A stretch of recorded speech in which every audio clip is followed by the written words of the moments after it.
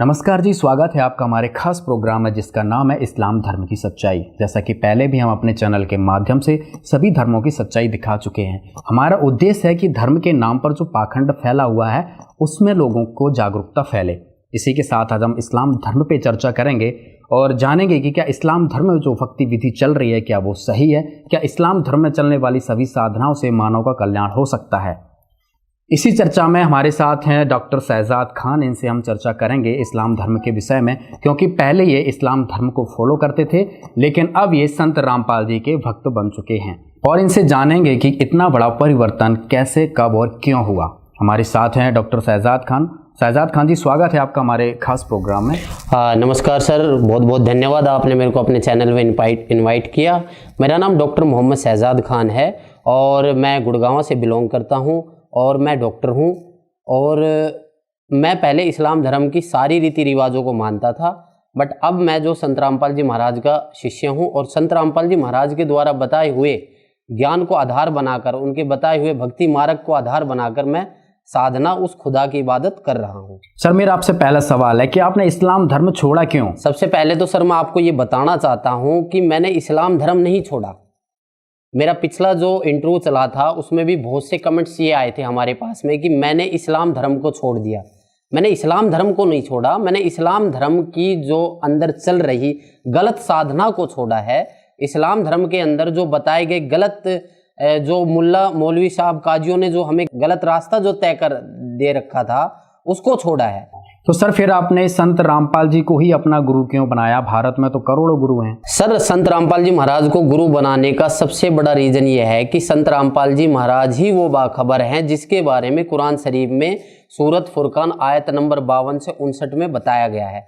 संत रामपाल जी महाराज ने ही उस कलाम पाक का सबसे जो गहरा रहस्य ज्ञान था वो सब जनता के सामने दिया, बताया। संत रामपाल जी महाराज ही वो बाखबर है जिन्होंने उस परवरदिगार के बारे में बताया कि वो परवरदिगार कौन है, वो खुदा कौन है, उसको इबादत करने का तरीका क्या है। तो आपको क्या लगता है कि अभी जो इस्लाम धर्म सबसे बड़ा धर्म माना जाता है, दूसरे नंबर का सबसे बड़ा धर्म माना जाता है, क्या वो लोगों को पता नहीं है कि कौन बाखबर है और क्या भक्ति जो चल रही है वो गलत है? एक्चुअली क्या है ना कि सर जो मुस्लिम धर्म के जितने भी समाज के लोग हैं वो अधिकतर क्या थे, पहले अशिक्षित थे। जैसे ये शिक्षा आई है, शिक्षा आने के बाद ही सबको पता चलेगा कि वास्तव में ही संत रामपाल जी महाराज वो बाखबर हैं जिन्होंने कुरान शरीफ के बारे में सच्चा ज्ञान, जो कुरान शरीफ का वो संत रामपाल जी महाराज ने ही बताया है। अभी तक जितने भी मौलवी साहब काजियों ने बच्चा पढ़ने की बजाय बच्चे को मदरसे भेजा जाता था जिसमें अरबी और उर्दू को पढ़ाया जाता था, बट शिक्षा आने से क्या हुआ कि हमें हिंदी और इंग्लिश की भी नॉलेज हुई है। इंग्लिश और हिंदी की नॉलेज होने के बाद ही हमें पता चला कि कुरान शरीफ हमें किसका आदेश दे रही है। कुरान शरीफ बोलने वाला खुदा किस बाखबर के बारे में बता रहा है, उस बाखबर के बारे में वो बोल रहा है कि उसके बारे में उस खुदा के बारे में किसी बाखबर से पूछ कर देखो वास्तव में वो खुदा कौन है, उस खुदा की इबादत करने का तरीका क्या है, उस खुदा को पाने का रास्ता क्या है। जब ये सारी बातें बताएगा वो बाखबर। अब पूरे हिंदू, आपने जैसे क्वेश्चन किया मेरे से कि कितने गुरु हैं यहाँ पर, जितने भी गुरु हैं, चाहे वो पवित्र हिंदू समाज में देख लो, चाहे वो पवित्र मुस्लिम समाज में मौलवी साहबों को देख लो, ईसाई में देख लो, सिख में देख लो, वो क्या करते हैं? कोई ब्रह्मा जी की पूजा बताता है, कोई तीनों देवताओं की पूजा बता देता है, कोई कहता है कि जी मौलवी साहब कहते हैं जी उसकी चद्दर बोल दो, अजमेर साहब वाली जी की चद्दर बोल दो, या किसी और मजार की चद्दर बोल दो। ये ऊट पटांग सिस्टम जो बताए गए, फिर उसके बाद में किसी भी गुरु के पास जाओ वो कहते हैं कि तुम्हारे पिछले जन्म का प्रारब्ध का कर्म है, ये तो तुम्हें भोगना पड़ेगा।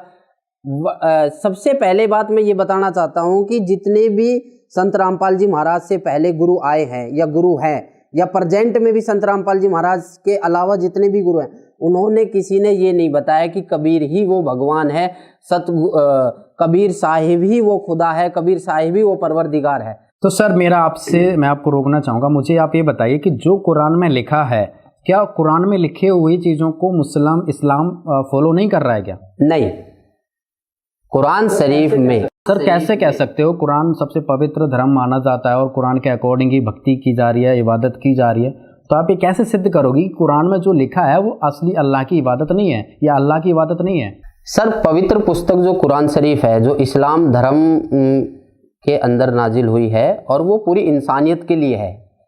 बहुत से मुस्लिम भाई ये कहते हैं कि ये हमारी आसमानी किताब है। ठीक है, आसमानी किताब है, पर आसमानी किताब जब इब्राहीम अलैहिस्सलाम के द्वारा हमारे पैगंबर मोहम्मद सल्लल्लाहु अलैहि वसल्लम पर नाजिल हुई, होने के दौरान उनकी जो बातें हैं वो मोहम्मद सल्लल्लाहु अलैहि वसल्लम के द्वारा उस खुदा ने कुरान शरीफ के द्वारा इंसानियत के लिए इस जहान में दे दी। अब क्वेश्चन ये उठता है कि वास्तव में कुरान शरीफ, कलाम पाक जो है, कुरान मजीद जो है, उसमें लिखा क्या है? कुरान शरीफ के अंदर कहीं भी किसी भी प्रकार की कुर्बानी, कहीं भी किसी भी प्रकार के जानवरों की कुर्बानी का जिक्र नहीं है। कुरान शरीफ के अंदर ये नहीं है कि आप जो है, जो आज के टाइम में मुस्लिम समाज के अंदर चल रहा है, जो मुस्लिम समाज जो आज के टाइम में एक ऑथेंटिक ये बना के चले हैं कि जो चीज़ वो कर रहे हैं वो वाकई में कुरान शरीफ के अंदर लिखा है। अब आने वाले समय में जो भी त्यौहार आ रहे हैं, त्यौहार पे एक त्यौहार बना दिया खीर का, एक त्यौहार बना दिया बकरे का। अब बकरे का जो त्यौहार बनाया है वो कुरान शरीफ के अंदर बताया गया है कि कुरान शरीफ में ये बोला गया, बताया कि मोहम्मद, जैसे मौलवी साहबों की सुनो तो मौलवी साहब तो ये कहते हैं कि हमारी कुरान शरीफ में बोला गया है कि बकरे की कुर्बानी दो। कहीं भी एक आयत में आप ये बता दो, किसी भी आयत के अंदर आप ये बता दो कि कुरान शरीफ के अंदर ये लिखा है कि इस जानवर की कुर्बानी दी जाएगी। सर, कुरान में तो लिखा है ना कि अल्लाह ने दिया है कि इतने जानवर हमने आपके लिए दिए हैं, इतने खुरवाले दिए हैं। तो इस तरह से ही तो कुरान में ये जो जानवरों की जो हत्या, बकरों की या ऊंट की जो बलि दी जाती है, तभी तो लोग कर रहे हैं, नहीं क्यों करेंगे इस पाप को? कुरान शरीफ की जो आयतें हैं उनका तर्जुमा जिस प्रकार से ये तर्जुमाकारों ने किया है, ये तर्जुमा नहीं है। तो मतलब क्या अल्लाह का आदेश नहीं है कि ये बकरे की बलि दो? या अल्लाह ताला, अब वही सर, यही मैं आप लोगों को इस चैनल के माध्यम से सभी मुस्लिम भाइयों को ये बताना चाहता हूँ कि सबसे पहले हमें ये समझने की ज़रूरत है कि वास्तव में हमारी किताब कुरान शरीफ हमें क्या कह रही है। सबसे पहले हमें ये समझने की ज़रूरत है कि वास्तव में वो खुदा कौन है जिसके बारे में कुरान शरीफ को बोलने वाला खुदा ये कह रहा है कि जिसने आसमान और जो कुछ ज़मीन इसके दरमियान है, इसको 6 दिन में बनाया और 7वें दिन तख्त पर जा विराजा। उस खुदा के बारे में, उस परवरदिगार के बारे में किसी बाखबर से पूछ कर देखो। यदि कुरान शरीफ को बोलने वाला ही खुदा वो स्वयं वो परवरदिगार है तो वो किसी बाखबर की तरफ संकेत नहीं करता। मतलब यहाँ पे मैं आपको रोकना चाहूंगा, क्या कुरान का ज्ञान दाता जिसने कुरान बोली है वो अल्लाह नहीं है? अगर कुरान शरीफ के ज्ञानदाता को ही आप अल्लाह समझते हो, या जिस तरह मुसलमान भाई ये कहते हैं कि पवित्र जो कुरान मजीद है ये खुदा की जुबान है या खुदा का बोला हुआ ज्ञान है, तो वो खुदा ये भी तो कह सकता है कि भाई वो बाखबर मैं हूँ, या मोहम्मद वो ए मोहम्मद जिसने आसमान और ज़मीन जो कुछ इसके दरमियान है उसको बनाया, वो खुदा मैं हूँ। उसको बोलने में क्या दिक्कत थी? ये वो डायरेक्शन क्यों दे रहे हैं कि जी भाई उस बाखबर से पूछ कर देखो? तो इससे क्या साबित होता है? इससे यही साबित होता है कि कुरान शरीफ को बोलने वाला खुदा वो कभी भी अपने आप को वो परवरदिगार, वो खुदा का दर्जा नहीं दे रहा। जिसके लिए मुस्लिम भाइयों को बस इतना ही समझने की देर है कि वास्तव में वो खुदा कौन है। वो खुदा कबीर है जो कि बाखबर संत रामपाल जी महाराज ने इस पृथ्वी पर आके और ये कुरान शरीफ का गहरा ज्ञान हम सभी मुस्लिम भाइयों के सामने रखा। सर, जिस तरह से आप बात कर रहे हो कि कुरान का ज्ञान दाता अल्लाह नहीं है और अल्लाह कोई और है, तो आपको क्या लगता है इस तरह से विवाद नहीं होगा कि जो इस्लाम धर्म है, इतने बड़े बड़े मौलवी हैं, मोहम्मद जी हुए हैं, इतने जो आपके पैगंबर वगैरह, उनको ज्ञान नहीं था कि कुरान का ज्ञान दाता अल्लाह नहीं है? सबसे पहली बात तो ये है कि एक बहुत सी छोटी सिंपल है कि कभी भी किसी भी मुस्लिम समाज के ज्ञान के बारे में यदि कोई सच्चाई बताने की जरूरत करे तो उस पर बवाल बहुत जल्दी खड़ा हो जाता है। मैं ये नहीं कहता कि मेरी बातों से आप बवाल पैदा करो, मैं सिर्फ ये कहता हूं कि कुरान शरीफ को बोलने वाला खुदा क्या कह रहा है। हमें कुरान शरीफ के अकॉर्डिंग चलना है, ना कि कुरान शरीफ के अलावा चलना है। हमें कलाम, जब कुरान शरीफ हमारे ऊपर नाजिल की गई थी तो मोहम्मद साहब ने कहा है कि ये पूरी इंसानियत के लिए नाजिल की गई है। तो ये जरूरी नहीं है कि ये केवल मुस्लिम समाज ही इस चीज को फॉलो करे, ये हर कोई धर्म के बंदे इस चीज को फॉलो कर सकते हैं कि वास्तव में वो खुदा कौन है। सबसे पहले हमें ये पता लगाना है कि खुदा कौन है। खुदा एज ए मिसाल के तौर पे मैं बताना चाहता हूं कि बहुत से मुसलमान ये कहते हैं कि हम कुरान शरीफ के अलावा किसी और किताब को नहीं मानेंगे या किसी और किताब के ज्ञान को नहीं सुनेंगे। जैसे पवित्र गीता जी, चारों वेद, ये शास्त्र जितने भी हैं मुस्लिम समाज के, जितने भी मौलवी हैं या जो भी एक पर्सन है, वो ये कहता है कि नहीं ये हमारे धर्म की किताब नहीं, हम इनको नहीं पढ़ेंगे। मेरे भाई मैं सिर्फ इतना बताना चाहता हूँ कि खुदा, वो कबीर खुदा जो है एक मिसाल के तौर पर एक सर्टिफिकेट है, और वो सर्टिफिकेट के लिए आपको सारे सब्जेक्ट को पास करना पड़ेगा, तभी जाके आपको वो सर्टिफिकेट मिलेगा। मैं आपसे जानना चाहूँगा, कुरान में कहाँ लिखा है कि कबीर खुदा है, कबीर अल्लाह है? बहुत सी जगह लिखा है। कहाँ लिखा, प्रमाण बताइए। जैसे आपको हमने पहले भी बता रखे हैं, फला तूतियल काफिरन जाहिदुम बिही जिहादन कबीरा, इसके बारे में भी बहुत सी बार जिक्र हो चुका है, बहुत सी बार आप लोगों को बता चुके हैं हम कि कहीं भी कबीर शब्द का अर्थ आता है कबीरन खबीरन, वो अपने बंदों के गुनाहों से खबरदार है, या फिर कबीर है, बड़ा है, मेहरबान है, वो दिखाई देने वाला है, सुनने वाला है, जानने वाला है। तो इसका अर्थ क्या है कि क्या ये कबीर खुदा जो है दिखाई देने वाला, दिखता है जभी तो दिखाई देने वाला है, सुनता है जभी तो सुनाई देने वाला है। फिर आप उसको बोल देते हो, मौलवी साहब काजी ये बोल देते हैं कि जी वो तो निराकार है, वो तो बेजून है। बेजून आदमी कभी भी दिखाई नहीं देता, निराकार आदमी को कभी सुनाई नहीं देता। तो हमें क्या पता कि खुदा जो है इंसानी रूप में है, या मेल है, या फीमेल है, या फिर कुछ और है, या वो दिखाई देगा कि नहीं देगा। इस सारी चीजों का ज्ञान जो बाखबर संत रामपाल जी महाराज थे, उन्होंने हमें बताया। तब हमें पता लगा कि वाकई में ही कबीर खुदा है, और उसकी इबादत करने का तरीका भी संत रामपाल जी महाराज ने ही बता रखा है। बहुत से मुस्लिम कहते हैं कि नमाज ही वो एक ऐसी पूजा है जिससे हम जो है खुदा के उस जन्नत में चले जाएंगे, जहां से जाने के बाद इस संसार में दोबारा नहीं आएंगे। तो क्या नमाज ही वो सबक है? इसकी जानकारी लेनी चाहिए। बस हमें ये पता होना चाहिए कि नमाज वाकई में ही वो इबादत करने का तरीका जहां जिसको पढ़ने के बाद हम जन्नत में चले जाएंगे। एक तरफ तो कहते हैं खुदा निराकार है, दूसरी तरफ कहते हैं कि खुदा हमें कयामत के दिन मिलेगा। तो खुदा जब निराकार है तो कयामत के दिन हमें कौन मिलेगा? फिर एक तरफ कहते हैं कि हम एक बार कब्र में जाने के बाद में, जब हमारा इंतकाल हो जाता है और हमें कब्र में दफना दिया जाता है, इंतकाल होने के बाद में जब हम कब्रिस्तान में होते हैं तो कहते हैं कि हम कयामत के दिन उठेंगे। जबकि वास्तव में ज्ञान जो बाखबर संत रामपाल जी महाराज ने हमें दिया है वो ये है कि हमें 84 लाख योनियां तो भोगनी ही पड़ेंगी, चाहे हम हिंदू हैं, चाहे मुस्लिम हैं, चाहे सिख है, चाहे ईसाई है। खुदा ने धर्म नहीं बनाया, खुदा ने धर्म नहीं बनाया, धर्म तो केवल इंसान ने ही बनाया और इनको फॉलो कर रहे हैं।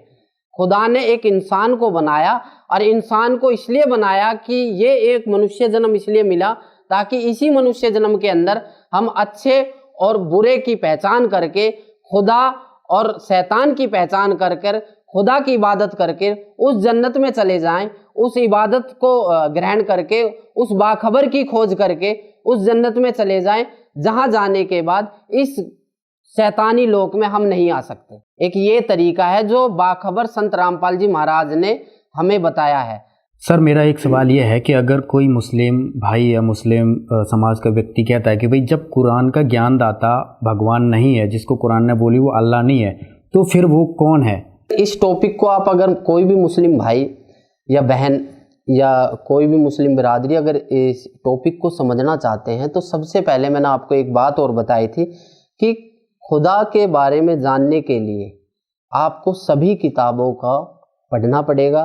पवित्र हिंदू समाज के अंदर जितने भी गुरु हैं ये कहते हैं कि ये जो गीता जी ऑथेंटिक है, गीता जी ऑथेंटिक है, तो गीता जी को बोलने वाला खुद ब्रह्म ये कह रहा है कि उस परमपिता परमेश्वर की शरण में जा अर्जुन, जिसकी शरण में मैं भी हूं, इसके लिए किसी तत्वदर्शी संत की तलाश कर।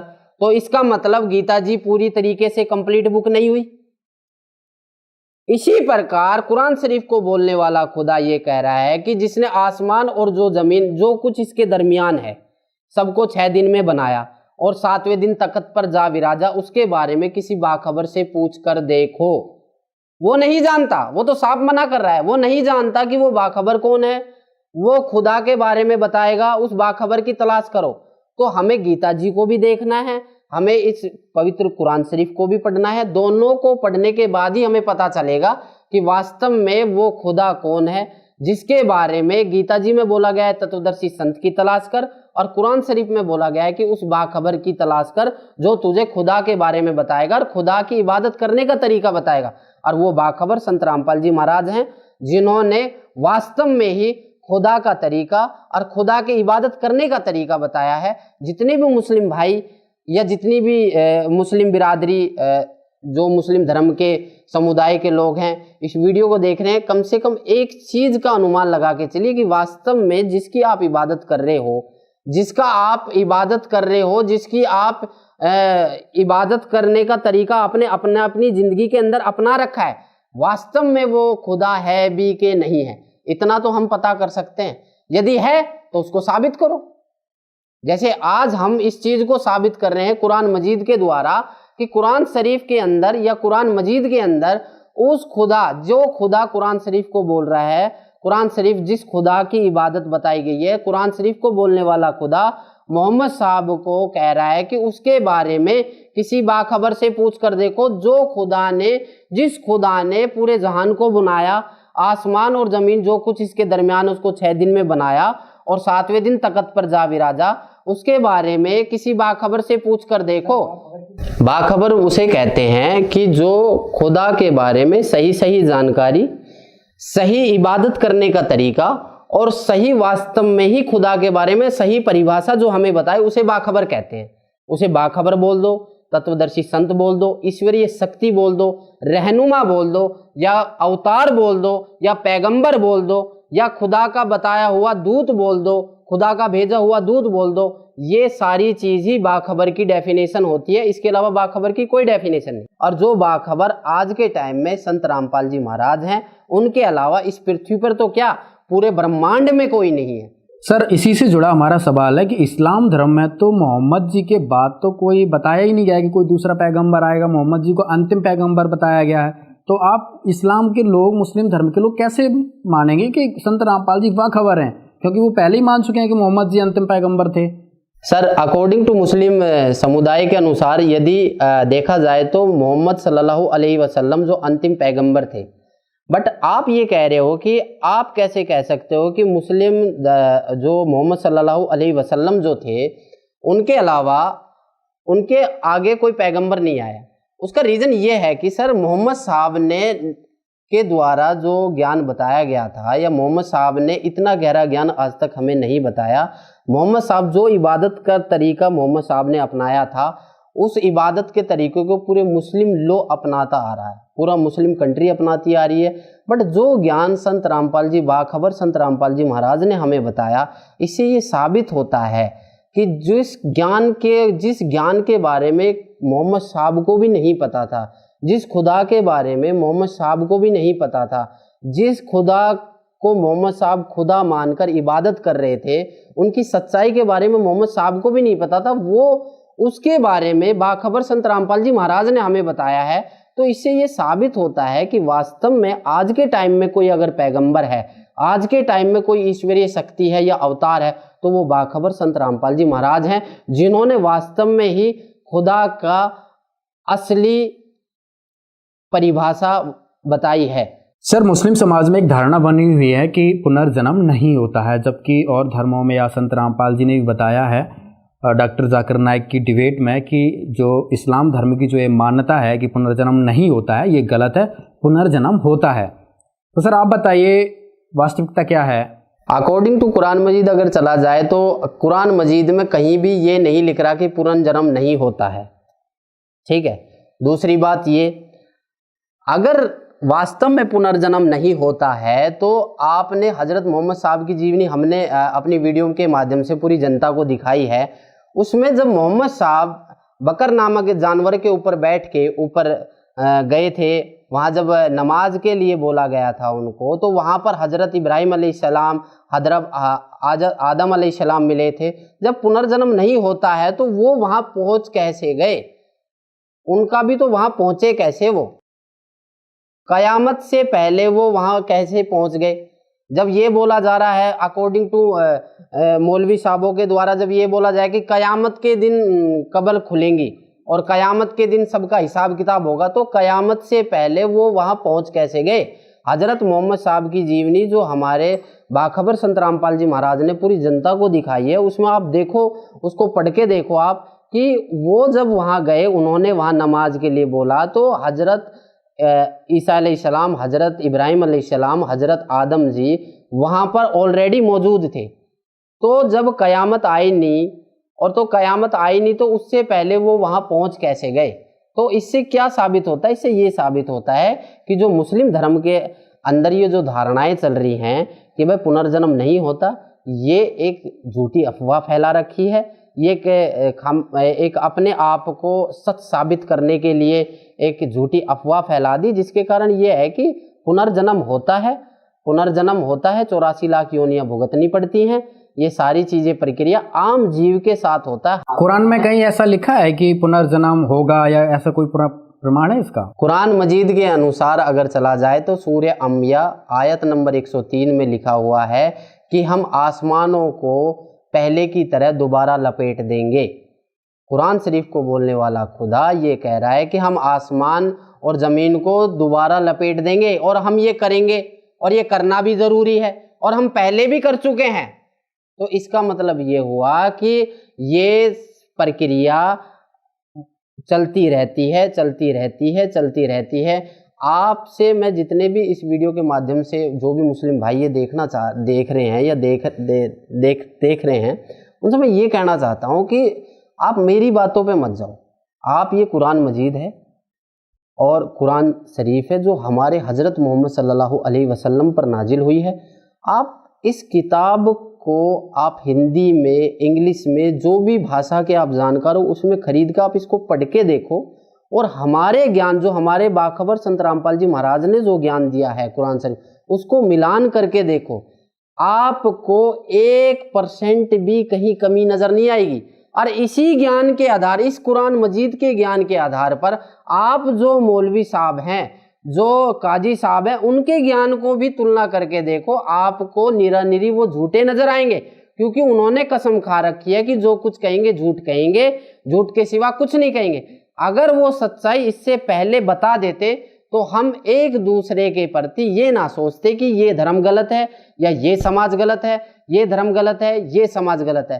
किताबें सारी ही खुदा के बारे में बता रही है, चाहे वो पवित्र कुरान शरीफ हो, चाहे वो पवित्र ऋग्वेद हो, यजुर्वेद हो, सामवेद हो, अर्थवेद हो, या पवित्र बाइबल हो, या पवित्र गीता जी हो। ये सारी किताबें ही कुरान और तौरात, इंजील, जबूर, ये सारी किताबें ही खुदा के बारे में बताती है। केवल एक ही किताब को सब कुछ समझ के बैठ जाना कि केवल एक ही किताब हमें उस खुदा के बारे में बताएगी, तो ये गलत है। एक सब्जेक्ट के पास होने से आप ना तो आप अपना फ्यूचर बना पाओगे, ना आप उस डिग्री को या उस सर्टिफिकेट को ले पाओगे जिस सर्टिफिकेट की आपको आपके फ्यूचर में ज़रूरत है। तो हमें खुदा की इबादत इस संसार में, खुदा की इबादत इस संसार में, इस जहान में, इस शैतानी लोक में ज़रूरत है। तो उसके लिए हमें सारे सब्जेक्टों को पढ़ना पड़ेगा और सारे सब्जेक्टों में पास होना पड़ेगा, तब जाके हम उस खुदा के रास्ते को अपना सकते हैं और उस खुदा के भेजे हुए बाखबर की पहचान कर सकते हैं। वो बाखबर संत रामपाल जी महाराज हैं, जिन्होंने कुरान मजीद, पवित्र गीता जी, चारों वेद, सभी शास्त्रों का जो गहरे से गूढ़ ज्ञान जो है हमें सिंपल वे में बता दिया, ताकि हम उस खुदा की, उस परवरदिगार की, उस अल्लाह ताला की पहचान कर सके और उसकी इबादत कर सके। सर, एक हमारा अगला सवाल आपसे है कि इस्लाम धर्म के सबसे विवादित मुद्दा है कि जो मांस खाने का है, जो बकरे काटने का है, ऊंट काटने का है, मतलब कोई भी बड़ा से बड़ा जानवर काट देते हैं, तो क्या एक अल्लाह ऐसी इजाज़त दे सकता है? क्योंकि अल्लाह के भी बच्चे जो जीव जंतु हैं वो भी अल्लाह के ही बंदे हैं, तो क्या अल्लाह ऐसी इजाज़त दे सकता है इस्लाम में कि भाई आप बकरे काटो, ऊंट काटो, जो भी आता है, गाय काटो? तो क्या आपको लगता है? और आप ये भी बताइए कि हज़रत मोहम्मद जी जो हुए थे, क्या उन्होंने कभी बकरे का कत्ल या ऊंट का कत्ल या गाय का कत्ल किया था? सबसे पहले तो ये कुर्बानी जो है आने वाले समय में एक्चुअली अगस्त में बकरा ईद आ रही है, मुस्लिम समुदाय का त्यौहार होता है, मुस्लिम धर्म का। तो ये बकरा ईद जो है, हजरत इब्राहिम अलैहिस्सलाम एक पैगंबर हुए थे, उन्हों को रात को स्वप्न आया, उनको रात को स्वप्न आया कि कोई अदृश्य शक्ति उनसे ये कह रही है कि अपने सबसे प्यारी चीज़ को कुर्बान कर दे, कुर्बान कर दे। अब उन्होंने ये सोचा, अपने आप ही उन्होंने ये सोच लिया कि सबसे प्यारी चीज़ इंसान की उसकी औलाद होती है, तो वो अपनी औलाद को लेके चल दिए। तो जहाँ औलाद को लेके चले तो वो जंगलों में गए, बहुत सी जगह ये मिसाल आ रही है, जंगलों में गए, बहुत से ये कहते हैं कि वो पहाड़ों पे चले गए, ठीक है, क्लियर किसी को पता नहीं। पर अगर वास्तव में हकीकत को देखा जाए तो वो जंगलों में गए थे अपने बच्चे को लेके, और वो जंगल में ले जाके उसने अपने बच्चे को उल्टा लिटा दिया, उल्टा लिटा के अपनी आंखों में पट्टी बांध ली। वो पट्टी भी इसलिए बांधी क्योंकि उसका लगाव था उसके अंदर, ताकि वो उसके ऊपर छुरी ना चला सके। जब उसने वो छुरी चलाई तो एक वाकया आया है, जैसे अकॉर्डिंग टू मौलवी साहब, काजियों के साहब आया कि वो छोरे बच्चे की गर्दन से हटके वो दुम्बे में जाके लगी। अब दुम्बे का मतलब लकड़ी का टुकड़ा भी होता है, दुम्बे का मतलब भेड़ भी होता है, भेड़ का बच्चा भी इन्होंने दुम्बे का मतलब, तो वहां कहते हैं कि भेड़ का बच्चा जो है जिबह हो गया, यानी कि भेड़ का बच्चा जो है कि गर्दन कट गई। अब वाकया ये है, अब इसमें ये कह दे कि जब से ये कुर्बानी का जो है वो चलने लगे, पर हकीकत क्या है? हकीकत ये था कि खुदा ने परीक्षा ली हजरत इब्राहिम अलैहिस्सलाम की, हजरत इब्राहिम अलैहिस्सलाम की परीक्षा ली कि सबसे प्यारी चीज़ को मेरी राह में कुर्बान कर दे। उनका गलत तरीका था, उन्होंने अपनी बुद्धि से ये लगा लिया कि खुदा जो है मेरे बच्चे की कुर्बानी मांग रहा है, यानी कि मेरे बच्चे का सर मांग रहा है।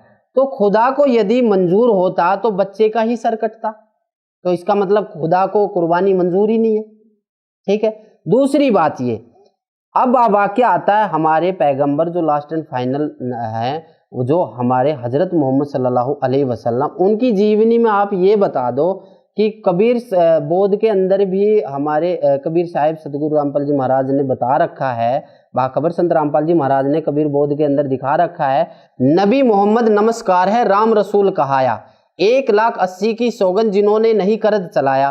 तो ये वाणियाँ बाखबर संत रामपाल जी महाराज ने कबीर बोध के अंदर से हमें बताया है। इसका मतलब क्या है कि उसने अपने जीवन काल के अंदर कभी भी किसी भी जानवर की जिबह नहीं करा, किसी भी जानवर को कुर्बानी नहीं दी। जब हम फॉलो मोहम्मद साहब को कर रहे हैं, हम अपने नबी को फॉलो कर रहे हैं, तो नबी की बातों को हम कितना तवज्जो दे रहे हैं? क्या ये कभी जिंदगी में हमने किसी मुस्लिम भाइयों ने सोचा है? नहीं सोचा।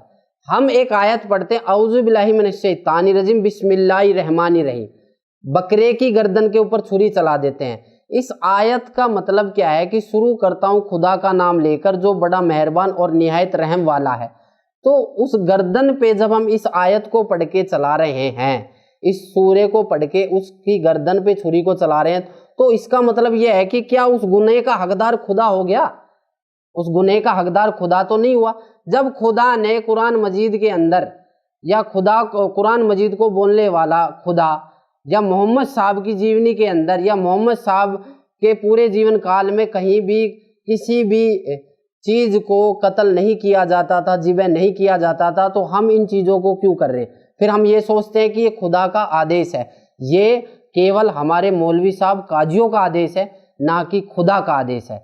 जिस दिन हम इस बात को समझ जाएंगे, उस दिन हमें वाकई में पता लग जाएगा कि जितने बकरों की, या जितने मुर्गों की, जितने गायों की, या जितने 4 पैर के जानवरों की हम जिबह कर रहे हैं, उनका कितना भारी गुनाह हमें अपनी ज़िंदगी के अंदर और आने वाले यहाँ से जब हम इंतकाल होने के बाद जब हमें भुगतने पड़ते हैं, वो कितना एक जो सर्कल जो बाखबर संत रामपाल जी महाराज ने बता रखा है, उसके हिसाब से यदि हम ज्ञान को आधार बनाकर देखा जाए तो कितना बड़ा गुनाह और कितना बड़े पाप के भागीदार बन रहे हैं। शहजाद जी, जैसा कि आपने बताया आपके पैगंबर को सपने में या फिर एक ऐसी अदृश्य आवाज़ आई कि भाई अपनी प्यारी चीज़ को कुर्बानी दो, तो उन्होंने अपने लड़के की कुर्बानी देने के लिए चले। तो फिर सारा मुस्लिम समाज है, तो जो बकरीद पे जब कुर्बानी का दिन आता है तो उस दिन अपने परिवार के, अपने लड़कों की कुर्बानी क्यों नहीं देते हैं, या अपने बकरों की कुर्बानी क्यों देते हैं? सर, आपने बहुत बढ़िया क्वेश्चन करा। मैं जितने भी आपके चैनल के माध्यम से ये बताना चाहता हूँ कि जितने भी बंदे देख रहे हैं, कभी लॉजिक सोचा है किसी ने कि वास्तव में जिस खुदा, जो मुस्लिम धर्म इतना पवित्र धर्म है, जहाँ पर जिसमें शराब पीना हराम बता रखा है, नाचने गाने हराम बता रखे, फिल्में देखने हराम बता रहे, यहाँ तक कि लेडीजों को श्रृंगार करना भी हराम बता रखा है। वहां पर वो ये कह रहा है कि कुरान शरीफ को बोलने वाला खुदा, या फिर वो निराकार शक्ति ये कह रही है कि भाई वहां पर जाके किसी को, जो एक इब्राहिम अलैहिस्सलाम को स्वप्न आया और उसने अपने बेटे की कुर्बानी देने के लिए गया और उसका बेटे की भी कुर्बानी को मंजूर नहीं किया और वो खुदा एक बकरे की, एक भेड़ की या एक गाय की कुर्बानी मांगेगा, ऐसा कुछ नहीं था। खुदा कभी किसी को आदेश नहीं देता, ना खुदा ने कभी किसी की हत्या के लिए बोला, ना खुदा ने ये बोला कि ज़िबह कर दो, ऐसा कुछ आदेश नहीं है कुरान शरीफ के अंदर। खुदा जो है वो खुदा तो ये कहता है कि सभी खुदा के बच्चे, और उस खुदा की पहचान करके और बाखबर संत रामपाल जी महाराज की पहचान करके खुदा की इबादत को ग्रहण करो और खुदा की इबादत करके जन्नत में जाओ। शहजाद खान जी, मेरा आपसे अगला सवाल है, क्या मांस खाना खुदा का आदेश हो सकता है? जो पूरा मुस्लिम समाज मांस खा रहा है, अब तो हिंदू भी खाने लगे हैं, ईसाई भी खाने लगे, ईसाई तो खाते हैं और सिख भी खाते हैं, तो जो कुरान में मांस खाने का दावा किया जाता है और कुरान का और अल्लाह का जो रेफरेंस लिया जाता है, अब तो इस्लाम में काफ़ी आपका बचपन वहीं से गुजरा हुआ है, तो आप कैसे आप इस चीज़ को समझ रहे हैं जब से संत रामपाल जी की शरण में आप आए हैं? देखो, मुसलमान धर्म के अंदर जो मांस खाने का प्रावधान है और उसको मौलवी साहब या काजी साहब ये कहते हैं कि कुरान शरीफ को बोलने वाला खुदा मांस खाने के लिए बोल रहा है। सबसे पहले तो कुरान शरीफ एक आसमानी किताब, पहली किताब नहीं है, इससे पहले भी 3 किताब और नाजिल हो चुकी है इस जहान के अंदर, जो कि जिसके अंदर मांस खाने का कोई आदेश नहीं है। ठीक है, उसमें भी उस खुदा ने, उस परवरदिगार ने हमें फल खाने के लिए बोला गया है। ठीक है, जैसे तौरेत है, इंजील है, जबूर है, जो कि आज उनका रूपांतर बाइबल है। ठीक है, जिसमें यह बोला गया है कि उस खुदा ने, उस परवरदिगार ने, उस परमेश्वर ने हमें फलदार फल खाने के लिए बोला गया है। मांस खाने का आदेश जो है कुरान शरीफ के अंदर जो बताया गया है वो शैतान का है, ना कि खुदा का है। नहीं, आप एक बात मानिए, हजरत मोहम्मद साहब जो सबसे बड़े हमारे नबी थे, उनसे बड़ा मेरे ख्याल में कोई सच्चा मुसलमान इस जहान के अंदर नहीं है, ना उनसे ज़्यादा किसी उनके जैसी इबादत करने वाला कोई है। तो उन्होंने भी तो मांस को नहीं छुआ, उनके 1,80,000 शिष्य हो गए, उन्होंने मांस को नहीं छुआ। जो कि हमारे बाखबर संत रामपाल जी महाराज ने भी उनका रेफरेंस दिया है कि नबी मोहम्मद नमस्कार है राम रसूल कहाया, और 1,80,000 की सौगत जिन्होंने नहीं करत चलाया। तो इसका मतलब यह है कि नबी मोहम्मद जो रसूल थे, उनके 1,80,000 शिष्य होने के बाद भी उन्होंने मांस खाने का आदेश नहीं दिया। और जितना भी आज का जो मुसलमान समाज है वो हमारे मोहम्मद सल्लल्लाहु अलैहि वसल्लम के बताए हुए मार्ग पे चलता है, ये बताते हमें मौलवी साहब, बट उनके बताए हुए मार्ग पे चलने से पहले उनके जो कर्म है, उन्होंने मांस को नहीं खाया और ये मुसलमान खाते हैं। तो आप बताइए, खुदा का आदेश कहाँ है?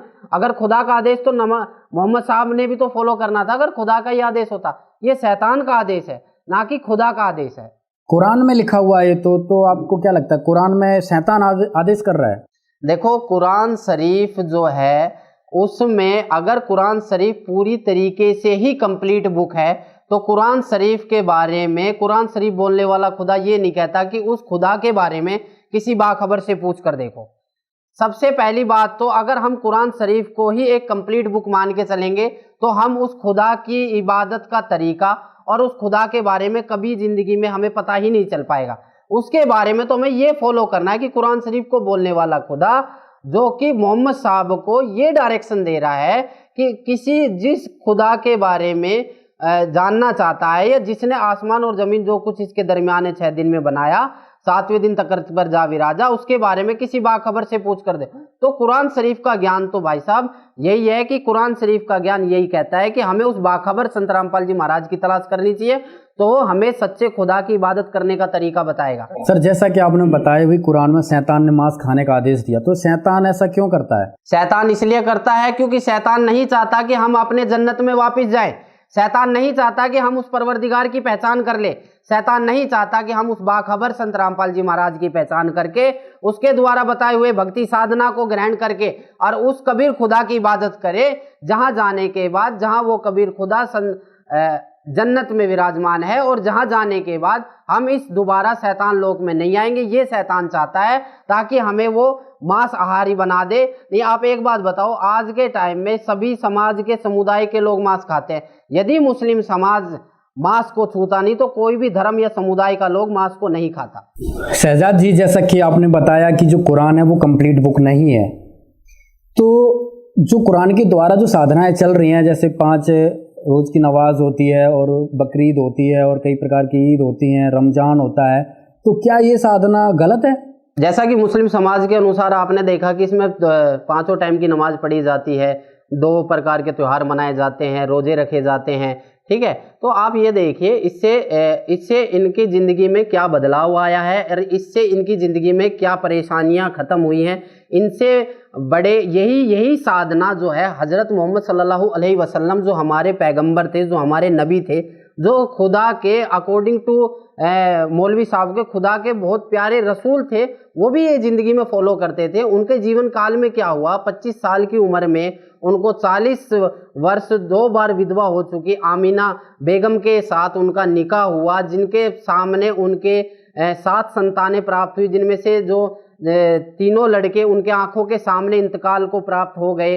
पूरी ज़िंदगी उन्होंने दुखों का सा व्यतीत करने लग गए और ईमान को फैलाने की पूरी कोशिश करी और पूरी ज़िंदगी दुखों में व्यतीत करे। लास्ट में उनका जो लास्ट एंड फाइनल जो जीवन था, उन्होंने अपनी ज़िंदगी में इतनी परेशानियां देखकर एक बीमारी के कारण वो मौत को इंतकाल को प्राप्त हो गए। जब मोहम्मद साहब की इतनी परेशानियों का सामना करना पड़ा पूरे जीवन काल के अंदर, तो आप ये बताइए कि लॉजिक है कि जब उन्होंने इतनी परेशानियों का सामना करना पड़ा, एक पैगंबर होने के नाते, एक रसूल होने के नाते, एक खुदा के नुमाइंदे होने के नाते, तो आज ये मुस्लिम समाज ये क्यों सोचता है कि इनकी परेशानियां उस इबादत से ठीक हो जाएगी।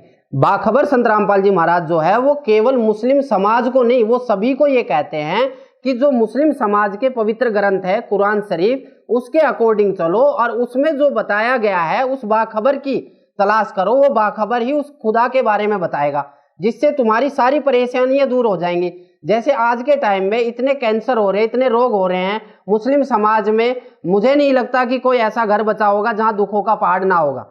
और आज जो बाखबर संत रामपाल जी महाराज से शिष्य जुड़ रहे हैं, ना वो कोई हिंदू है ना कोई मुसलमान है, केवल वो मानव है और उनको केवल बाखबर संत रामपाल जी महाराज उस परमपिता परमेश्वर, उस खुदा की इबादत करने का तरीका बताते हैं, ज्ञान देते हैं और भक्ति करवाते हैं, ताकि उनका जो दुख है, चाहे पिछले जन्म का हो चाहे इस जन्म का हो, चाहे किसी को डॉक्टर ने 5 दिन के बाद मरने के लिए बोल दिया हो, चाहे डॉक्टरों ने जवाब दे दिया, वो भी आज पूरी तरीके से स्वस्थ हो रहे। ये है खुदा का करनामा, ये है खुदा का करिश्मा। और आप एक तरफ नमाज पढ़ रहे हो, रोजे रख रहे हो, ईद बकराईद मना रहे हो, मुर्गे काट रहे हो, बकरे काट रहे हो और 4 पैरों के जानवरों को कत्लेआम कर रहे हो, और उसके बाद में फिर आप सोचते हो कि आपके घर में बरकत हो जाएगी या आपके घर को दुखों का पहाड़ जो है दुखों का जो दुख परेशानी आ रही है वो ठीक हो जाएंगी। ऐसा कभी भी नहीं हो सकता, क्योंकि ये काम शैतान के हैं, ये इंसान के काम नहीं है। इंसान के काम जो बाखबर संत रामपाल जी महाराज बता रहे हैं वो करना है। शहजाद जी, मुझे एक चीज़ बताइए, कहीं आप इस्लाम धर्म को, मुस्लिम धर्म को कहीं बदनाम तो नहीं कर रहे हैं आप? देखो सर, हम बदनाम नहीं कर रहे, हम केवल ये बता रहे हैं कि मुस्लिम धर्म अच्छा है, मुस्लिम समाज गलत है।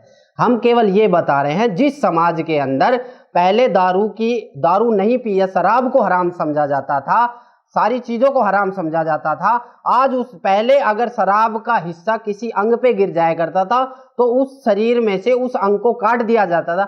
जहाँ पर शराब को इतना हराम समझा जाता है, वहाँ पर इस तरह की मांस खाना या फिर अश्लील हरकतें करना या फिर डांसबाजी करना या ये जो भी ये सांसारिक चीज़ें हो रही है उनको इन्वॉल्व करके और ये कह दे कि ये खुदा का आदेश है, हम इस चीज़ को गलत कर रहे हैं कि कुरान, पूरा मुस्लिम समाज जो है कुरान शरीफ के अनुसार बोला गया जो है ज्ञान, उसके अनुसार नहीं चल रहा। बस इतना बात है, हम किसी धर्म को बदनाम नहीं कर रहे, हम किसी समाज को बदनाम नहीं कर रहे। हम समाज में जो गलत कुरीतियां चल रही है, हम समाज में जो गलत बातें चल रही है, हम समाज के अंदर जो गलत अपनी तरफ से जो बना रखी मनगढ़ंत कहानियां, जो पाखंडी बना रखे हैं, जो मनगढ़ंत मनमाना आचरण चला रखा है, उसको गलत साबित कर रहे हैं, ना कि हम किसी धर्म को या किसी समाज को बदनाम कर रहे हैं। हमारा धर्म और समाज से कोई वास्ता नहीं है, हम तो केवल ये बताते जीव हमारी जाति है, मानव धर्म हमारा, हिंदू मुस्लिम सिख ईसाई धर्म कोई नहीं न्यारा, जो कि हमारे बाखबर संत रामपाल जी महाराज का नारा है। सर एक चीज़ और मैं आपको ये बताना चाहता हूँ कि जो ये कुरान शरीफ का ज्ञान है, जैसे आप बता रहे हो बार बार कि शैतान, अगर कुरान शरीफ का ज्ञान आज आप अगर आपके पास में कुरान मजीद है तो आप उसको खोल के देखो, आपको 5वें पेज पे मिलेगा कि कुरान शरीफ उतरने का संग्रहण, मतलब कुरान शरीफ किस प्रकार उतारी गई थी, कुरान शरीफ किस प्रकार नाजिल की गई थी। सबसे पहली नाजिल हुई थी कि कुरान शरीफ को बोलने वाला खुदा अपना एक फरिश्ता भेजता है जिसका नाम है जिब्राइल अलैहिस्सलाम। उसमें विवरण आता है आगे चल के कि वो एक वही लेकर आता है जिसमें घंटी जैसी मालूम होती है। यह मोहम्मद साहब को इतना कष्ट होता था इसमें कि मोहम्मद साहब खुद इस बात को बोल रहे हैं उसके अंदर कि इसमें उनकी जान सी निकल जाती है। तो आप बताइए क्या ये खुदा का काम है? आप एक रहम वाला एक तरफ बोल रहे औज़ु बिल्लाहि मिनश शैतानिर रजीम बिस्मिल्लाहिर रहमानिर रहीम, शुरू करता हूँ खुदा का नाम से जो बड़ा मेहरबान और रहम वाला है। तो क्या ये रहम के काम है? तो इससे ये साबित होता है, इससे एक तो ये साबित होता है कि खुदा जो कुरान शरीफ को बोलने वाला ज्ञान है, ये कुरान शरीफ को जो बोला गया है या नाजिल की गई है वो बड़ा कष्टदायक था। क्योंकि हजरत जिब्राहीम अलैहिस्सलाम जो थे उन्होंने सबसे पहले मोहम्मद साहब को आके बोला इकरा। इकरा का मतलब है कि तुम पढ़ो। मोहम्मद साहब ने कहा कि मुझे पढ़ना नहीं आता। तो उन्होंने क्या करा कि उन्होंने कई तरीके अपनाए, या तो उनके अंदर घुस जाया करते थे, उनके अंदर जिस्म के अंदर चले जाया करते थे, वो बोल दिया करते थे, या फिर उनके अपने आप से छाती मिला लिया करते तो उनके शरीर के अंदर ऐसे प्रेतवत घुसने के बाद तो बोल दिया करते थे। कई जगह तो मोहम्मद साहब ने कुरान शरीफ के अंदर ये वाकया भी आया है कि उनको इतना कष्ट होता था कि उनका ऐसा लगता था कि आज उनके प्राण ही निकल जाएंगे। तो आप बताइए कि कुरान शरीफ को बोलने वाला खुदा वो खुदा है या शैतान है या क्या है? ये आप खुद समझदार हो कि खुदा जैसे काम करता है और शैतान जैसे काम करता है। सर, जो मौलवी हैं जो विश्व भर में जो मुस्लिम समाज फैला, जो बड़े बड़े मौलवी हैं, तो क्या आपको नहीं लगता है वो इन चीज़ों को अब समझना चाहिए? जो खबर संत रामपाल जी जो ज्ञान कुरान का खोल के बता रहे हैं, तो क्या उनको समझने की ज़रूरत है इस चीज़ को कि संत रामपाल जी कुछ अलग बता रहे हैं, सही बता रहे हैं? क्या ये चीज़ उन्होंने समझने की कोशिश की? तो मेरी अगर पूरा जहान सुने, मैं तो ये कहूँ पूरा हिंदुस्तान इस चीज़ को सोचे, पूरा हिंदुस्तान क्या पूरा वर्ल्ड इस चीज़ को देखे कि वास्तव में बाखबर संत रामपाल जी महाराज का जो ज्ञान है वो और धर्म गुरुओं के ज्ञान से अलग क्यों है, उसका रीज़न क्या है। सबसे पहली बात यह है कि जितने भी मुस्लिम धर्म के अंदर मौलवी हैं, काजी हैं, अगर उनको बाखबर संत रामपाल जी महाराज के ज्ञान में कोई त्रुटि नजर आती है या फिर ये कहते हैं कि बाखबर संत रामपाल जी महाराज को कुरान शरीफ के बारे में या कलाम पाक के बारे में पूरी तरीके से नॉलेज नहीं है, या फिर उनके दिमाग में एक बहुत सी बातें चलती है कि ये हमारे धर्म से नहीं है या फिर ये मुसलमान नहीं है, इनको हमारे धर्म की नॉलेज नहीं है, तो मैं एक बात कहना चाहता हूं कि यदि ये बात है तो आज तक इन मौलवी साहबों ने ये क्यों नहीं बताया कि सूरत फुरकानी आयत 52 से 59 में कुरान शरीफ को बोलने वाला खुदा मोहम्मद साहब को ये कह रहा है कि उस खुदा के बारे में किसी बाखबर से पूछ कर देखो। क्यों नहीं बताया आज तक क्यों इस चीज को इसको अंधेरे में रखा गया? और आज बता दो कि वो बाखबर संत रामपाल जी महाराज नहीं है, कौन है? अगर आज ये बता दे कि वो बाखबर संत रामपाल जी महाराज नहीं है, उसका प्रमाणित कर दे, तो हम उनके पास चले जाएंगे जो ये बताएंगे वो बाखबर कौन है। और बताइए, क्योंकि आज तक किसी ने बताया नहीं। ये तो संत रामपाल जी महाराज वो बाखबर रूप में इस पृथ्वी पर आए, ठीक है, उन्होंने उस कबीर खुदा के बारे में ये बताया और सभी सदग्रंथों का रेफरेंस लेके ये बताया कि गीता जी में ये लिख रहा है, कुरान शरीफ में ये लिख रहा है, तौरात इंजील जबूर किताब के अंदर ये लिखा हो। आज तक इन्होंने कुरान शरीफ के बारे में पूरा तर्जुमा हमें नहीं बताया मौलवी साहबों ने। और बाखबर संत रामपाल जी महाराज ने तो जो 3 किताब पिछली नाजिल हुई हैं, तौरात इंजील जबूर, उनके बारे में तक बता दिया। तो इन्होंने तो हमें कुछ बताया नहीं, इन्होंने तो एक कसम खा रखी है, जो कुछ कहेंगे, झूठ के सिवा कुछ नहीं कहेंगे। सर, एक प्रकरण डॉक्टर जाकिर नाइक का भी बीच में आया था कि संत रामपाल जी ही एक संत थे जो हिंदुस्तान में, जिन्होंने डॉक्टर जाकिर नाइक की चुनौती को स्वीकार किया था, जो बहुत चैलेंज करते थे। फिर बाद में प्रकरण आया कि भाई मुस्लिम समाज ने डॉक्टर जाकिर नाइक को अपने समाज से निकाल दिया, तो वो मतलब काफिर है, इस तरह की सारी चीज़ें बातें सामने आई थी। तो जो उनकी डिबेट थी संत रामपाल जी की और डॉक्टर जाकिर नाइक की, जिसके माध्यम संत रामपाल जी ने कुरान के बारे में डिटेल में बताया, तो इस बारे में आप क्या समझते हैं? क्या जो आज मुस्लिम उस चीज़ को देख के इग्नोर करता है कि भाई डॉक्टर जाकिर नाइक तो काफिर है, हम उसकी चीज़ें नहीं देखते हैं, तो आप इसको कैसे क्लियर करोगे कि संत रामपाल जी ने जो दिखाया सही था या डॉक्टर जाकिर ने गलत था?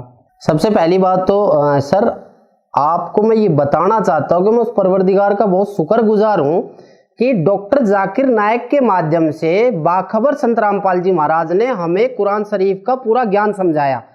अगर ये कहते हैं मुस्लिम भाई कि डॉक्टर जाकिर नायक जो है बहिष्कार कर दिए गए हैं, या डॉक्टर जाकिर नायक जो है निकाल दिए गए हैं, या उनको काफिर घोषित कर दिया, या वटेवर जो भी है, मैं डॉक्टर जाकिर नायक से कोई वास्ता नहीं है। मैं ये कहता हूं कि डॉक्टर जाकिर नायक को क्यों देख रहे हो आप डिबेट में ये देखो कि संत रामपाल जी महाराज ने, वो बाखबर संत रामपाल जी महाराज ने कुरान मजीद का ज्ञान समझाया है, कुरान मजीद को खोल के दिखाया है, ना कि डॉक्टर जाकिर नायक को खोला है। कुरान मजीद के अंदर जो बातें लिखी हुई है, कुरान मजीद के अंदर जो आयतों का तर्जुमा कर रखा है, वो कुरान मजीद को खोल के दिखाया। तो आप डॉक्टर जाकिर नायक को क्यों मान रहे हो? आप जो कुरान मजीद के अंदर बातें उनको तो मानो। अगर आप मुसलमान हो तो कुरान मजीद के अनुसार चलो, आप डॉक्टर जाकिर नायक के अनुसार क्यों चल रहे हो? ये तो खुदा का लाख लाख शुक्र है जो डॉक्टर जाकिर नायक साहब जी ने डिबेट के लिए आमंत्रित कर लिया, और एक बाखबर संत रामपाल जी महाराज जिसका किसी को नहीं पता था, जिसका ये भी नहीं पता था कि भाई वो एक मुस्लिम समाज से नहीं, क्योंकि हमें तो यही बताया गया था कि कुरान शरीफ को पढ़ने का अधिकार केवल मुसलमानों को, पर एक बाखबर संत रामपाल जी महाराज, उन्होंने एक ऐसे ज्ञान को जो काफी सालों से कुरान मजीद के अंदर दबा हुआ था, उसको सभी मुसलमान भाइयों के सामने रख दिया।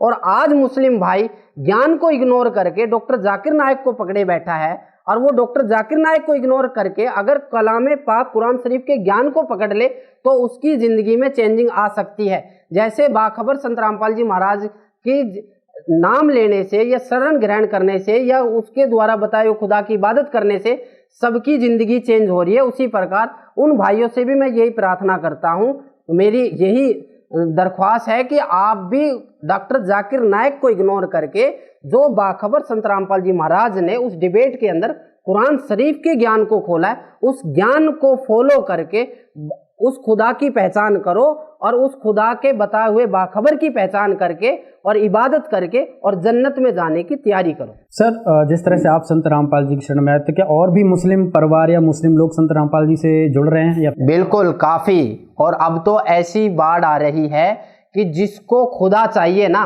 वो संत बाखबर संत रामपाल जी महाराज की शरण में जाएगा। क्योंकि आज का चाहे मुस्लिम समाज हो, चाहे हिंदू समाज का बंदा हो, चाहे किसी भी धर्म का बंदा हो, आज का जो मनुष्य है वो पढ़ा लिखा है, शिक्षित है। अनपढ़ ही नहीं आ सकता, अनपढ़ता भी आएगी। अनपढ़ता के कारण ही आज लग मुस्लिम समाज जो है उस खुदा की पहचान नहीं कर पाया।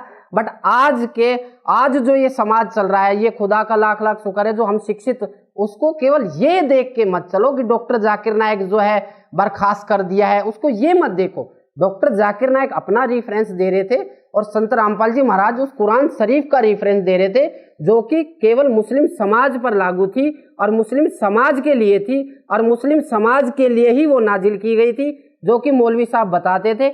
आज वो बाखबर संत रामपाल जी महाराज ने उस कुरान शरीफ को पूरे जहान को दिखाया है, पूरे मुसलमान भाइयों को दिखाया है। तो इससे यही शिक्षा मिलती है कि उस ज्ञान को समझे, उस बाखबर की पहचान करे, और उस खुदा की पहचान करके उस बाखबर से बताए हुए उस खुदा के भक्ति मार्ग को अपनाकर उस जन्नत में जाने की कोशिश करें। शहजाद जी, मेरा आपसे अगला सवाल यह है कि जैसा कि आपने बताया बाखबर संत रामपाल जी अल्लाह की जानकारी रखते हैं, खुदा की सही जानकारी रखते हैं, तो ये कैसे माना जाए, कैसे पहचाना जाए कि संत रामपाल जी जो भक्ति विधि बता रहे हैं, जो खुदा की डेफिनेशन बता रहे हैं, वो सही है? कैसे जो आम समाज है कैसे उस चीज़ को भाप पाएगा, जान पाएगा? सर, आपके चैनल के माध्यम से मैं ये बताना चाहता हूँ कि आपने केवल एक पहलू को देखा है।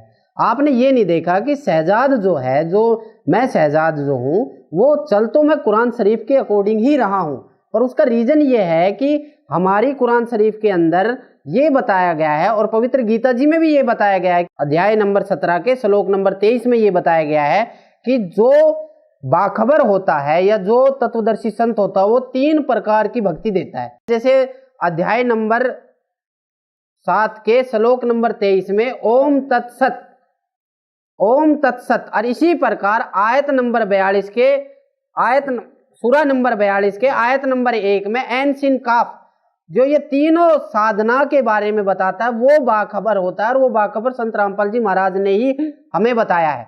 तो मैं चल तो कुरान शरीफ के ही अकॉर्डिंग रहा हूँ, बट आप ये कहते हो कि मैंने मुस्लिम धर्म को छोड़ दिया, या मुस्लिम धर्म को नहीं छोड़ा, मुस्लिम धर्म के अंदर जो साधनाएं चल रही थी, जो वास्तव में जो तरीका था इबादत करने का, वो छोड़ा है और सच्चे खुदा का तरीका अपनाया है। इसके अलावा ना तो मैंने कोई धर्म छोड़ा है, ना मैंने कोई समाज छोड़ा है। शहजाद जी, एक तरफ आप कह रहे हो कि आपने इस्लाम धर्म नहीं छोड़ा है, दूसरी तरफ आप कह रहे हो कि संत रामपाल जी के द्वारा जो भक्ति है विधि आप वो कर रहे हो, और संत रामपाल जी जो हैं वो कबीर साहब की भक्ति बताते हैं।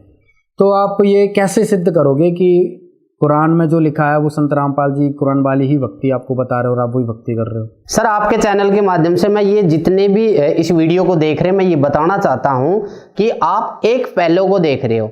मैं आज भी कुरान शरीफ के द्वारा बताए गए ही भक्ति मार्ग कर रहा हूं। अगर किसी भाई को ऐसा लगता है कि शहजाद ने मुस्लिम धर्म को छोड़ दिया, शहजाद ने मुस्लिम धर्म को नहीं छोड़ा, शहजाद ने मुस्लिम धर्म के अंदर जो पाखंड चल रहा था उसको छोड़ा है, सामाजिक कुरीतियां जो चल रही थी उसको छोड़ा है।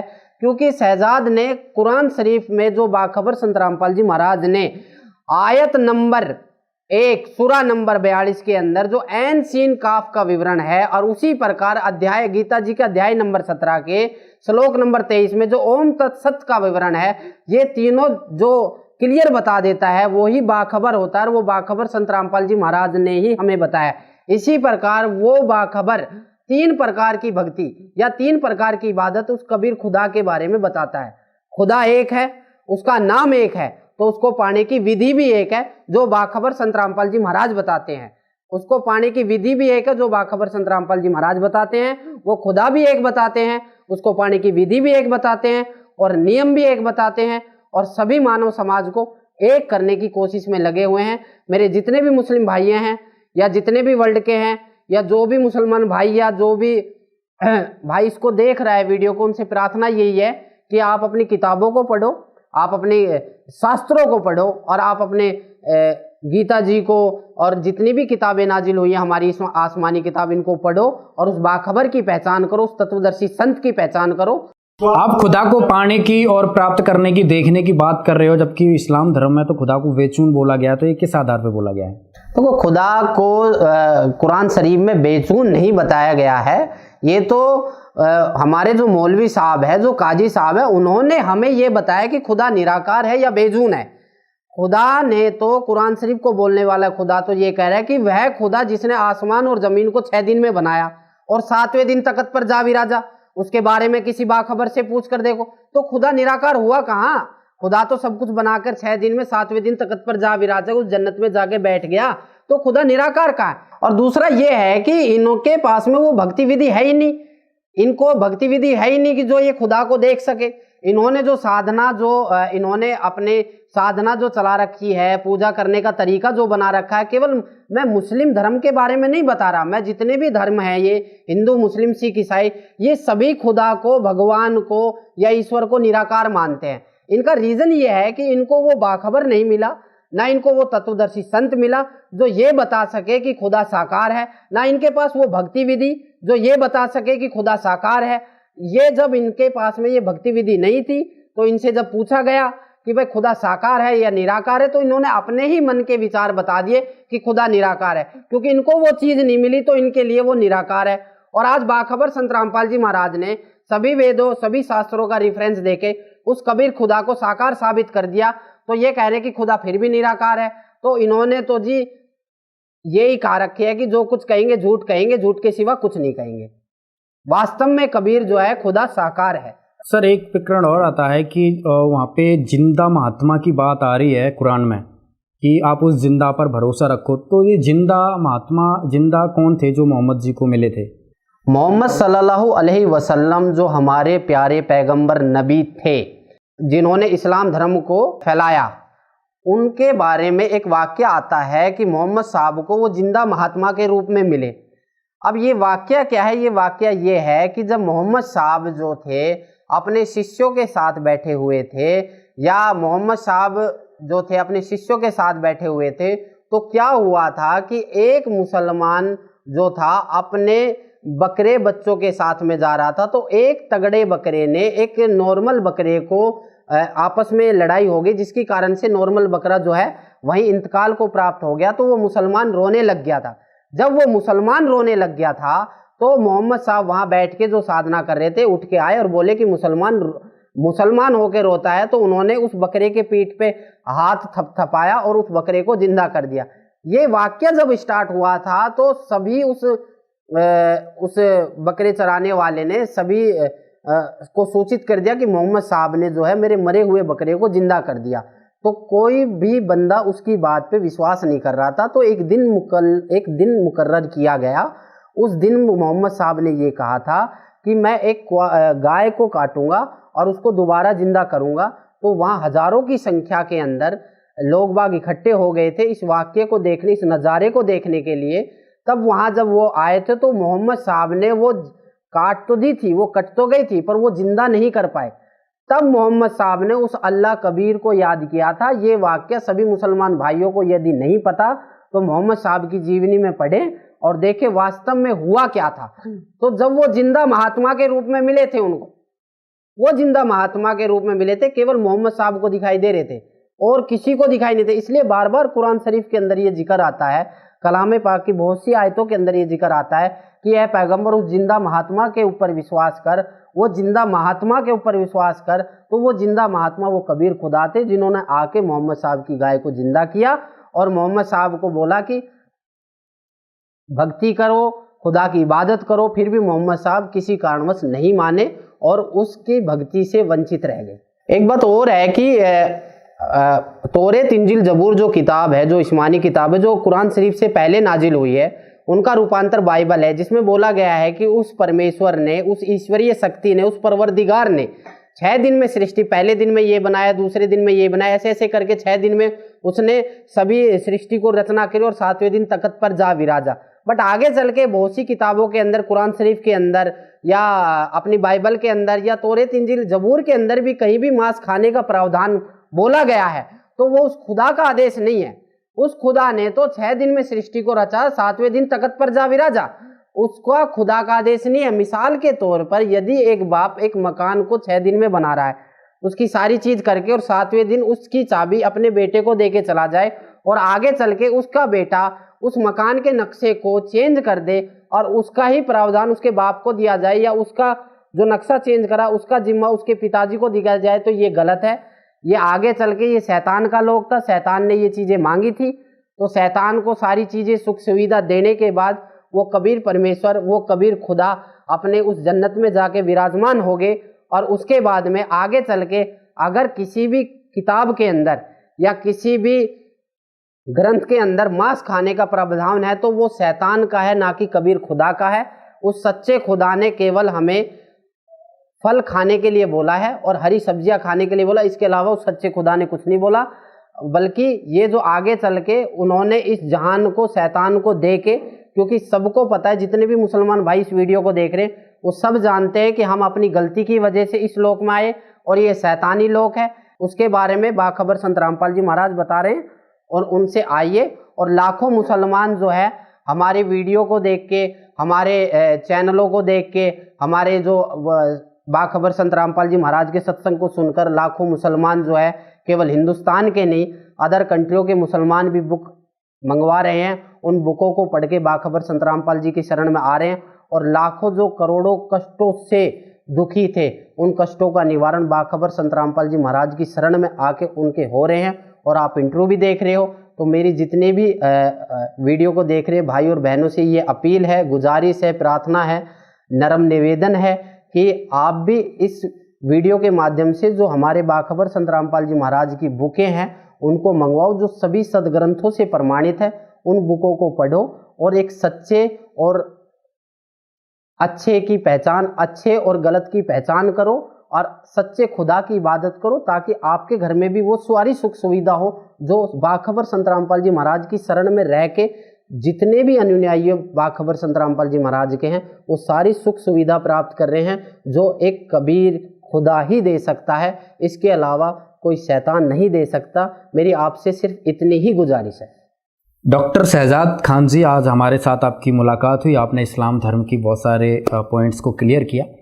अब हम अंतिम पड़ाव में चलते हैं और आप हमारे दर्शकों को कुछ अपना सुझाव और अपना मशवरा देना चाहते हैं तो आप दीजिए। बहुत बहुत शुक्रिया सर, मैं आपके चैनल पर आया और मैं चैनल के माध्यम से जितने भी इंसान और मानव समाज के आदमी, प्रार्थना ये करना चाहता हूँ कि केवल जो एक मुस्लिम धर्म की बात नहीं है, ईसाई धर्म, पवित्र हिंदू धर्म और सिख धर्म, ये चारों प्रकार के जो धर्म है, इन चारों प्रकार के धर्म में जो साधना हो रही है उन साधना से मोक्ष नहीं है।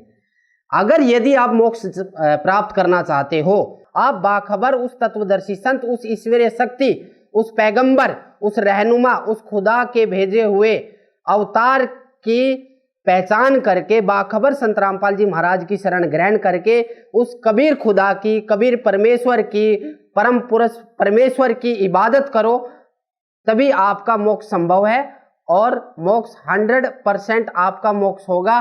और जो बाखबर संत रामपाल जी महाराज आपको बताते हैं नियम, उस नियम को फॉलो करो तो आपके घर में भी बरकत होगी, आपकी रोजगार में भी बरकत होगी और आपके जिंदगी में जो भी दुख है वो भी ठीक होगा। अगर आप उस बाखबर संत रामपाल जी महाराज के द्वारा बताए हुए भक्ति मार्ग पर चलकर उस कबीर खुदा की, कबीर परमेश्वर की इबादत करोगे तो आपका कल्याण होगा। तो दर्शकों, आज आपने पूरा प्रोग्राम देखा इस्लाम धर्म की सच्चाई, जिसमें हमने अहम बिंदुओं पर बात की, जैसे कि पुनर्जन्म नहीं होता है या अल्लाह बेचून है, मोहम्मद जी मांस नहीं खाते थे। तो जिस तरह की इस्लाम धर्म में, मुस्लिम धर्म में जो गलत धारणाएं बनी हुई, उन सबको हमने उजागर किया, उस पाखंडवाद का हमने खुलासा किया। हम ऐसे ही प्रोग्राम करते हैं और एपिसोड लेके आते हैं, इसमें हम सभी धर्मों की सच्चाई बताते हैं।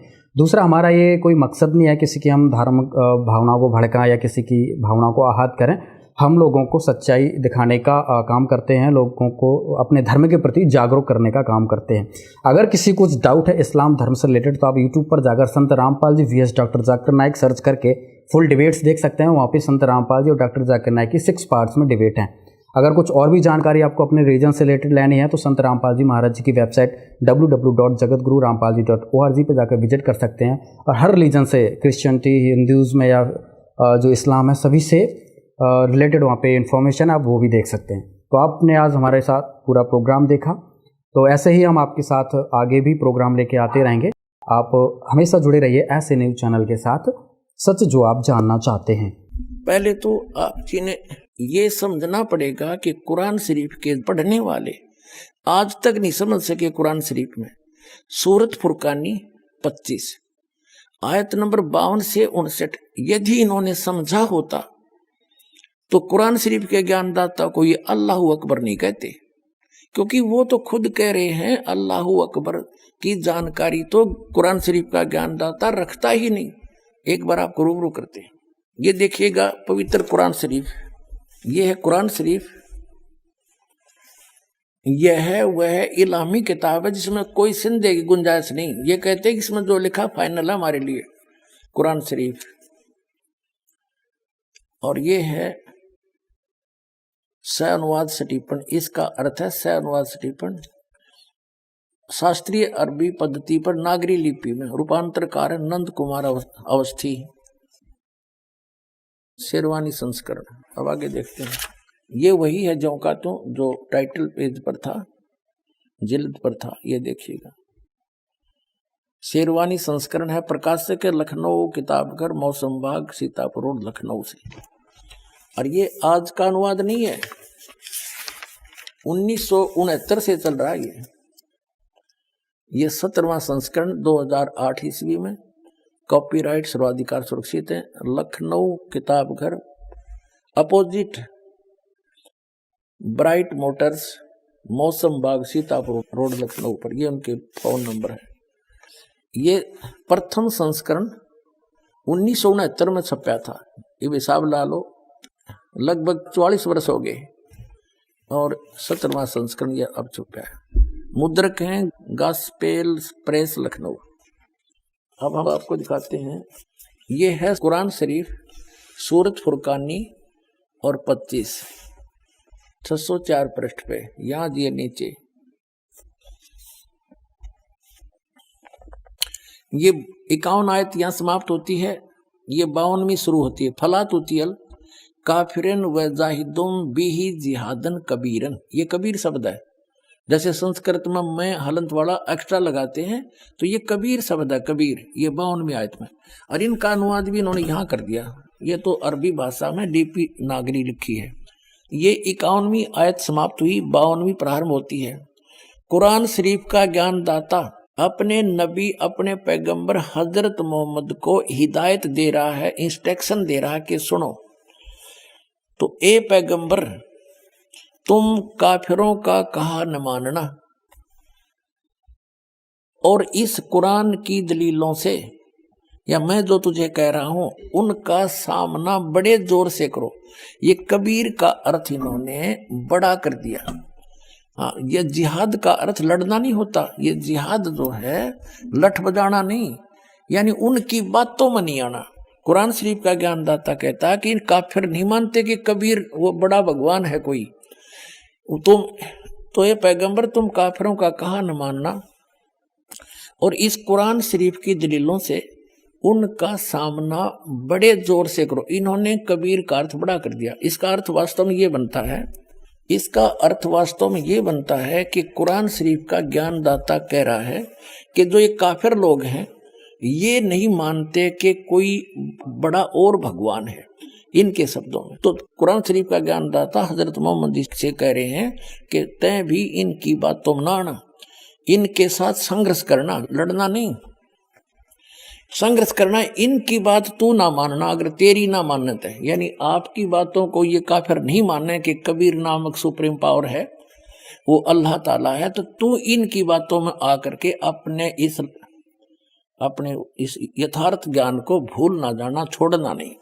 अब क्या बताया है देखो, तो ए पैगंबर यानी हजरत मोहम्मद कुरान शरीफ का ज्ञानदाता कह रहा है, तो काफिरों का कहा न मानना, और इस कुरान की दलीलों से, यानी मैं तुझे जो संदेश दे रहा हूं, इससे उनका सामना बड़े जोर से करो। इसका अर्थ यह है कि कबीर के लिए तू संघर्ष कर, उनकी बात ना मानना, तू सच्ची मान लेना। अब आगे बता, इसका क्लियर हुआ, देखिए। अब ये आपने 52 आयत पढ़ ली। अब 53 में कुरान शरीफ का ज्ञानदाता कहता ये कबीर जो बड़ा भगवान है वो वही है जिसने 6 दिन में सृष्टि रची और 7वें दिन तख्त पर जा बैठा, और जिसने सारी सृष्टि रची, ससुराल वाले बनाए, बहू बेटी बनाई, सब मनुष्य पैदा किए, पृथ्वी और आसमान के बीच में जो भी कंस्ट्रक्शन है, रचना है, उसने ही की। तो कुरान शरीफ का ज्ञानदाता तो रचनार भी कौन, ये तो कोई और बता रहा है कि वो है सारी सृष्टि का रचने वाला, और वो अल्लाह बड़ा है, वो 6 दिन में सृष्टि रचकर 7वें दिन तख्त पर जा बैठा। तो कुरान शरीफ का ज्ञानदाता वो अल्लाह बड़ा नहीं है। देखो अब हम 53 आयत पढ़ेंगे, और वही है वो कबीर नामक अल्लाह, कबीर अल्लाह, बड़ा अल्लाह वही है जिसने 2 दरियाओं को मिला चलाया, एक का पानी मीठा प्यास बुझाने वाला और एक का खारी कड़वा, और दोनों में एक आड़ और मजबूत रोक बना दी। और वही है जिसने पानी की बूंद से आदमी को पैदा किया, फिर उसको साहिबे नसब यानी किसी का बेटा या बेटी, और ससुराल वाला यानी किसी का दामाद बहू बनाया, और तुम्हारा परवरदिगार हर चीज करने पर शक्तिमान है। अब 54 आयत पढ़ लिया हमने। और काफिर अल्लाह के सिवा ऐसों को पूजते हैं जो न उनको नफा पहुंचा सकते और न उनको नुकसान पहुंचा सकते हैं, और काफिर तो अपने परवरदिगार से पीठ दिए हुए हैं, मुंह मोड़े हैं। और ए पैगंबर, हमने तुमको खुशखबरी सुनाने और सिर्फ अजाब से डराने के लिए भेजा है। अब देखो, विचार करो पुण्यात्माओं, जो हजरत मोहम्मद को पैगंबर बनाकर भेजने वाला है वो तो ज्ञान दे ही रहा है, और वो किसी अन्य अल्लाह ताला की जानकारी दे रहा है, अल्लाह अकबर की, बड़े भगवान की, अल्लाह कबीर की। तो कुरान शरीफ का ज्ञानदाता अल्लाह कबीर नहीं है। आप देखो तो, और ये पैगंबर, हमने तुमको खुशखबरी सुनाने और सिर्फ अजाब से डराने के लिए भेजा है। इन लोगों से कहो कि मैं तुमसे इस अल्लाह के हुक्म पर कुछ मजदूरी नहीं मांगता, हाँ जो चाहे अपने परवरदिगार तक पहुंचने की राह इख्तियार कर ले। और ए पैगंबर उस जिंदा पर भरोसा रखो। और जिंदा जो अरबी भाषा है उसमें जिंदा शब्द लिखा है, उसका अर्थ जिंदा है। जिंदा का अर्थ है क्योंकि ये परमात्मा जिन भी महापुरुषों को मिले हैं वो अल्लाहु अकबर यानी ग्रेट गॉड, कंप्लीट गॉड, वहां से चलकर आता है, स्वयं सह शरीर आता है। और जिंदा महात्मा का रूप बनाकर अच्छी आत्माओं को मिलता है। ये वेद गवाही देते हैं और आंखों देखा संत गवाही देते हैं। तो आदरणीय धर्मदास साहिब जी को भी जिंदा महात्मा के रूप में मिले, एक संत के रूप में, जिंदा एक बाबा के रूप में। आदरणीय मलुकदास जी को भी जिंदा बाबा के रूप में मिले। आदरणीय नानक साहिब जी को भी बेई नदी पर जिंदा महात्मा के रूप में मिले। और आदरणीय दादू साहिब जी को भी जिंदा बाबा के रूप में मिले।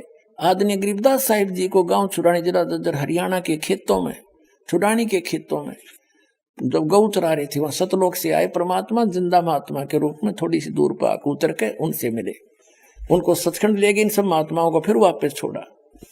तो इन सभी महात्माओं ने कहा कि जैसे आदरणीय गरीबदास साहिब जी ने कहा कि अनंत कोट ब्रह्मांड का एक रति निबार सतगुरु पुरुष कबीर है, ये कुल के सिरजनहार। हम सुल्तानी नानक तारे दादू को उपदेश दिया, जात जो लहा भेद नहीं पाया, वो कासी माए कबीर हुआ।